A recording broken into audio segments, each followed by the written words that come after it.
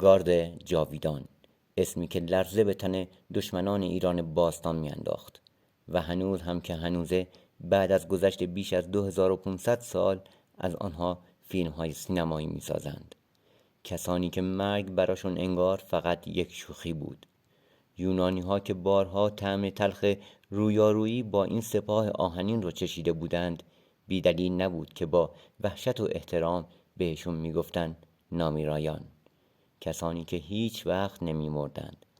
در این قسمت میخوایم پرده از راز این سپاه 10,000 نفری برداریم.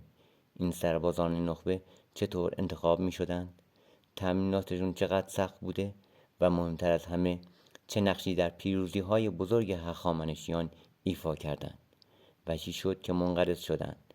پس تا پایان این قسمت با من همراه باشید. داستان از دوران کوروش بزرگ، بنیانگذار شاهنشاهی هخامنشی شروع میشه.